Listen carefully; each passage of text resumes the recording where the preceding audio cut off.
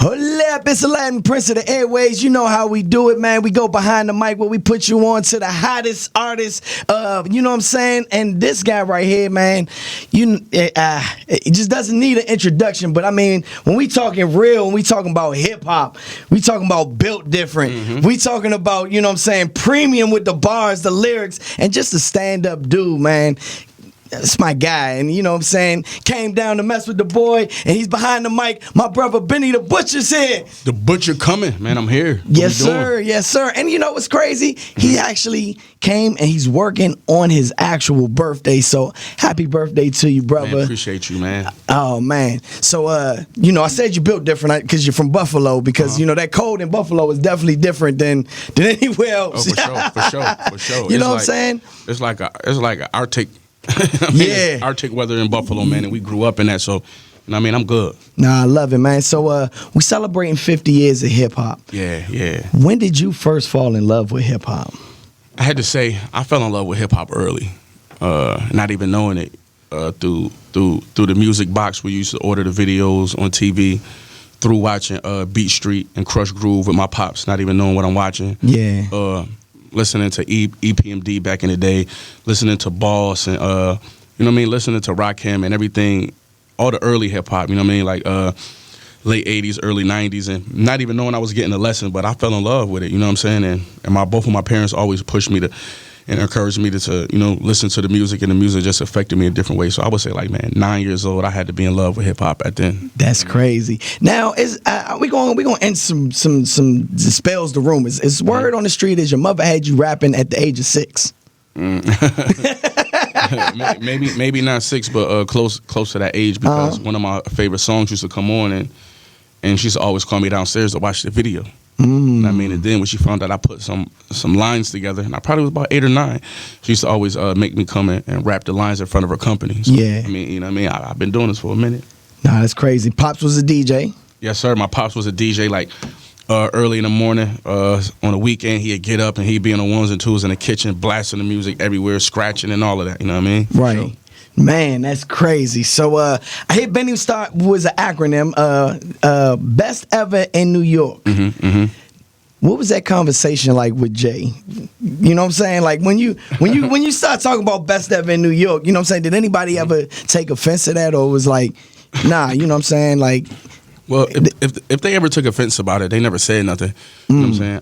I'm pretty sure that artists understand that another artist has to assert himself, so they understand not personal. It's just my journey. It's my confidence. You know what I mean? This is my story in hip hop. Yeah. You know what I'm saying? And, my story don't bother their story. I believe it. I should believe it like I said on the Big Dog record, King of New York. I believe there's more than one king. You know what I'm saying? Absolutely. And as far as what I'm doing, I represent. I'm not from the boroughs, but I represent the boroughs, and I represent upstate New York. I represent Western New York. I represent New York as a whole. So, yeah. You know what I'm saying? I'm claiming that. Nah, I love that. I mean, you know, and it's a healthy sport, right? Yeah, you know what I'm saying? Yeah. So I love the confidence. I love the fact that, you know what I'm saying, you put it out there and owning that, you know what I'm saying? So, I mean, for you, though, you know what I'm saying, who are some of the greats, and like, who is your Mount Rushmore in New York? I would have to say I got to go Hove. I got to go Kiss. I got to go Nas. I got to go Kool G Rap. I got to go Rakim. Who am I forgetting? I'm forgetting a lot of other guys. You know, you got Big L. You got Wu-Tang Clan. You can't forget nothing they did. You can't forget Mobb Deep. You got Dipset, what they brought to the table. Yeah. You got the Juice Crew, the whole Juice Crew. You got BDP.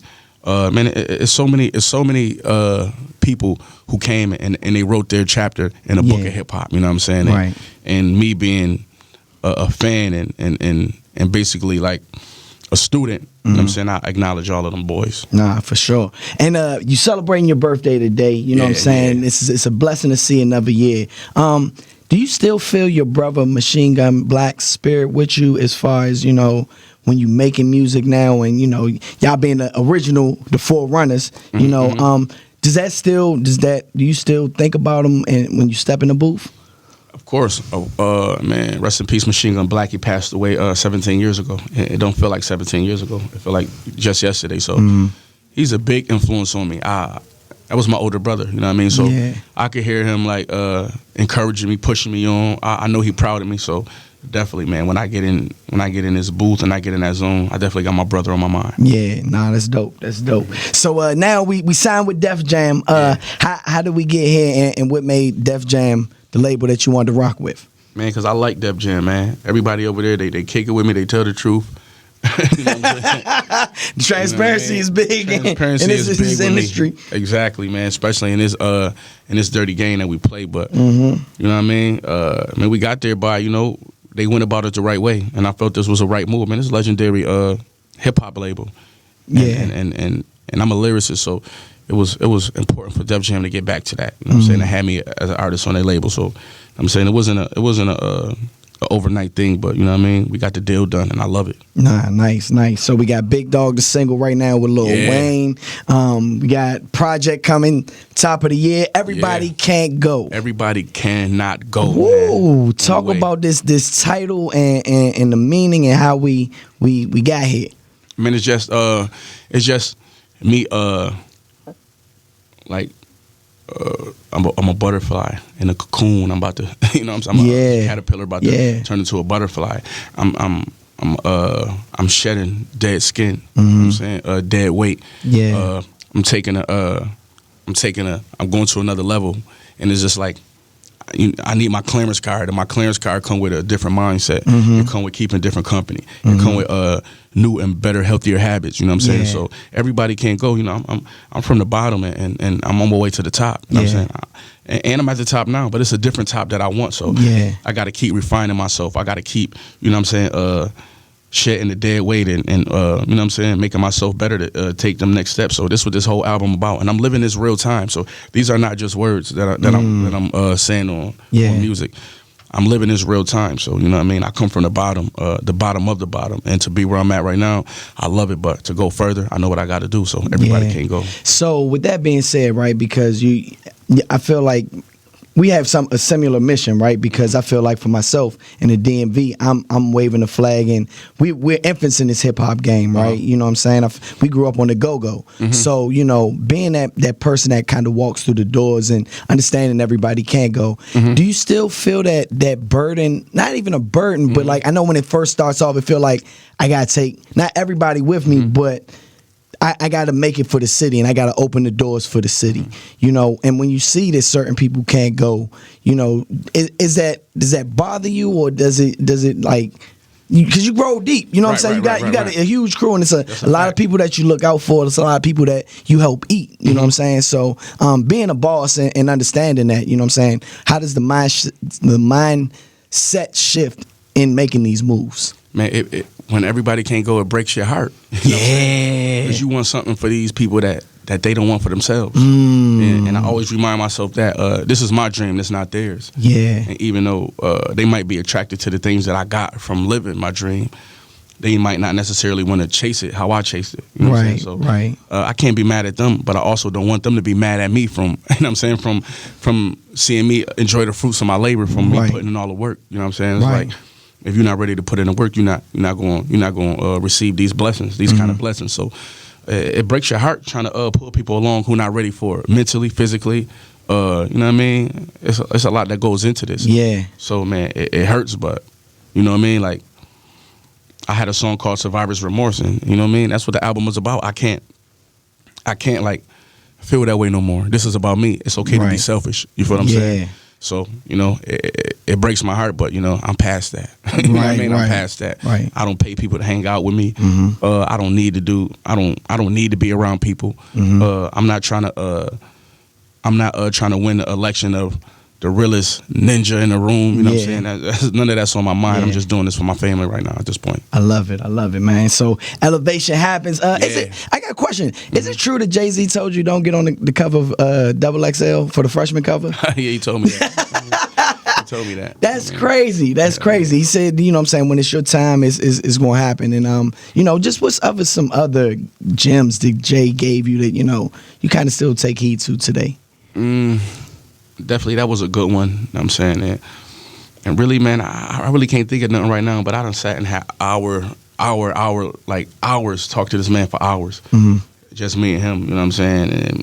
And when it's just not just me and him, man, you know what I mean? Just seeing the way he operate, and I mean, him, Juan, Ty and E and just everybody over there, man. Shout out to the whole Rock Nation, but it's definitely full of Jews over there, and I'm just seeing the way he operate, man. He's a trailblazer. He's not afraid to say no.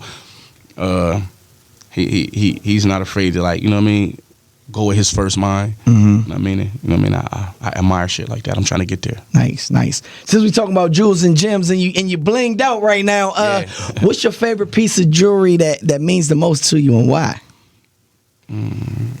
I would say besides my wedding ring that my wife bought me, because, you know, like, a lot of times women don't be buying us stuff. They don't be buying us jewelry. You know what I mean? So besides that, I would have to say my BSF ring that I got a year ago on my birthday. You know what I'm saying?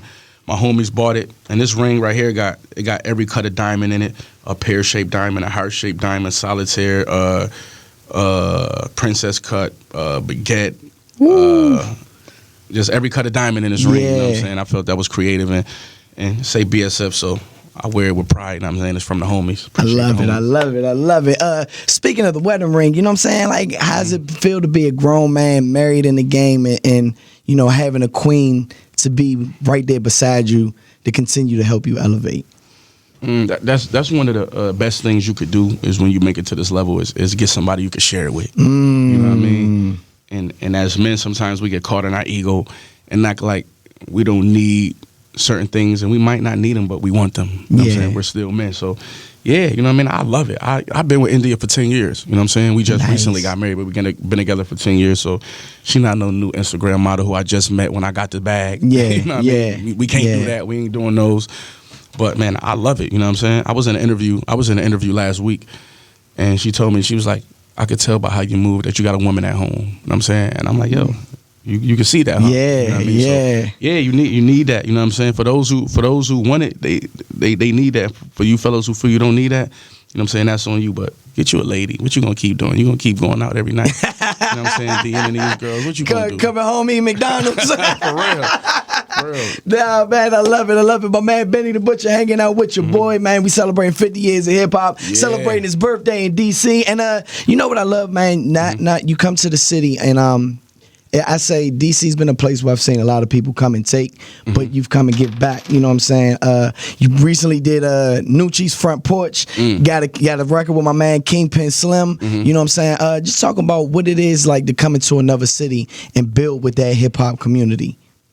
That's what I wanted to do. The city showed me so much love that I wanted to be here. I wanted to, you know what I mean? I wanted to, like, get a feel for the city. You know what I'm saying? Instead of just coming in and just leaving out after the show. There's a lot of talented artists up here too. You know what I'm saying? And I'm a lyricist. I'm attracted to that. Nooch, man, he fired. He played me some of his records. He fired. That platform is firing. You know what I mean? I just love it, and I'm learning things. I want to bring some of my artists up here to do that platform and these other platforms. But I think it's important, man, that artists, you know, they get a feel for the city instead of just coming in and leaving out, because, you know what I mean? It's gems here, hitting gems here. You know what I'm saying? for sure. And, like, as you travel around the country, the world, you know what I'm saying? Like, just building the hip hop community. You don't see a lot of artists getting back in that mode of building with and building the culture. You know what I'm saying? Like, do you think that's something that's lost with the younger generation as far as building and pushing the culture forward? Yeah, I definitely do. I don't think, you know, the younger artists have the respect for the culture that we do, and it's not a knock on them. You know what I mean? Just because the game has become something different, and that's where they at with it. But you know, it was important to us for some reason, and it's not important to them for some reason. So my answer is, you know, people get into this game not to be the best. They do it for a check. They do it for the clout. They do it for the, you know what I mean? They do it to be around because they got nothing else to do. Or they do it because they seen somebody else who they felt like wasn't or was talented, and they feel like, man, I could do that. You know what I'm saying? Like right now, you got the I can do that factor. People see other people doing it and they want to do it. Right? Because you hear the music, sometimes it don't sound too impressive, and people are sitting on the couch like, I could do that. You know what I'm saying? Just imagine if you seen a dude that's 5'3" with no handle, and the NBA just signed you know what I mean, $100 million contract. Right. We gonna all be signing up to play for the Wizards the next day. Right. You know what I'm saying? But it's important to us because when I jumped in the game, I wanted to be dope. I wanted to be the best, and I definitely feel that's lost, man. Because you know, it ain't about that. You know what I mean? People like you will hear somebody post something, and people be like, man, that's trash, and it will be trash. And somebody put under there like, well, at least he getting money. Yeah, and it's You know what I'm like, saying? So, I get it because, these guys is feeding their family, you know what I mean? But Right. on the other hand, it's like, we do it for a different reason. you know nah, what I mean? right. And I love the fact for myself, right? I admire rap because it's like, I admire the art form is something I can't do. You know what I'm saying? Right, Like, so it's. Do you think, as far as the game continuing to survive and move 50 years and beyond, do you think that has to come back, or do you think there will be a day where it kind of resets and people get in the mindset of admiring the fact that, you know what, I love it because I can't do it? Man, I think it's the opposite. I don't think it's gonna have to go back. I think it's gonna have to continue to evolve and continue changing, and it's gonna be a snowball effect, just like it is now. Yeah. You got people in different countries listening to hip hop, and they learning English through hip hop. We needed that snowball effect to happen for hip hop to be alive for 50 years. Right. So to make it another 50, it's gonna have to keep being that snowball effect and keep getting bigger and bigger in different areas and sounding different. You know what I'm saying? Yeah. Even though we might not like it, like these kids who make music right now, in 15 years, they not going to like the music. They gonna be like, man, this ain't the old stuff. Yeah. You know what I'm saying? So it's like you know what I mean? It's a cycle. Yeah. You know what I'm saying? And I think hip hop needs to keep evolving and changing for to go another 50 years. Nice. Listen, ladies and gentlemen, everybody can't go coming out top of the year. Need you to get that, support that. Now, like you say, as far as evolution, and we used to worry about album sales and things like that. Does that affect you, or you think about those things anymore? Like certain things we used to chase in the game, like do those things matter anymore? Or like when putting out this project, being that you've done many projects, you know what I'm saying? Like with this one, is it because this is a Def Jam and the label and all of that, do you feel or chase those certain things that you think about back in the day, like numbers and what I do, I chase progress. You feel what I'm saying? Long as I'm doing better than what I was doing last year, you know what I'm saying? And long as I'm moving up and long as the people still receiving me, because I'm Benny the Butcher, and as a Griselda artist, I didn't get here by, selling 1 million records. Right. Like when Def Jam came and sat down and talked to me and wanted to invest in me and give me the bag, they wasn't expecting, okay, this guy's, he's gonna sell 10 million records. Even if, even if that do happen, that's not why they came and got me. They go get them other guys for that. There's other people who hang their hat on that. You know what I'm saying? Yeah. But sales is not one thing that I hang my hat over. You know what I mean? I don't. So I don't think that would matter. But I do look for progress. You know what I'm saying? I do look for progress to do better than what I did before. You know what I'm saying? Long as I'm moving forward, that's what I'm looking at. I love that. And I think also too, there are people that feel like there's an agenda in hip hop, and the mainstream doesn't push lyrical artists. Where there is a market where people are looking for it. There are older people that's, what I'm saying? Like I believe that now 60 now wasn't 60 from a couple of, like 60-year-olds now know who Cardi B is. They know who it, what I'm saying, who Sexy Reds is, you know what I'm saying? They hip. So, and they listening to it. But also on top of that, they still love lyricism. You know what I'm saying? What's your thoughts on mainstream, I just say balancing, the fun records, but also the lyrical content? The balance is terrible. You know what I'm saying? It's like saturated with one kind of hip hop, and like you say, like you got the real hip hop fans who's starving. Yeah. But I was saying earlier is that certain type of music lives on certain platforms. So the real hip hop fans got to go to other platforms to find the music because it's not so much mainstream. That's why the deal with Def Jam was so dope, because it's like a nod to the underground, a nod to the lyricists. Like, okay, we brought this guy up on this level. That's what I always tell people. Me doing the Def Jam deal was not an underground guy trying to go mainstream. Yeah. It's an underground guy bringing the mainstream underground. You feel what I'm saying? That's what it is. It's not me like trying to go Hollywood on everybody. Yeah. It's me like, okay, look what we doing. Let's get this push in these circles. So people could see an artist like me or where they see the mainstream artists at. You know what I'm saying? And fight for the lyricism, fight for the hip hop, Right. And your label mates are crazy. It's like Def Jam Low. So you got yourself, DC's own Wale, 2 Chainz, DJ Khaled. Right. You got Justin Bieber over there, Lady London. Fire. Yep, you got Connie Diamond, you got Devin, you got Fab, you know what I'm saying? Yourself? Yep. You got Davies. We over there, man. Could we possibly get a crazy ass collaboration album? That would be dope, man. That would be dope. Like I was saying. Hosted by Aladdin.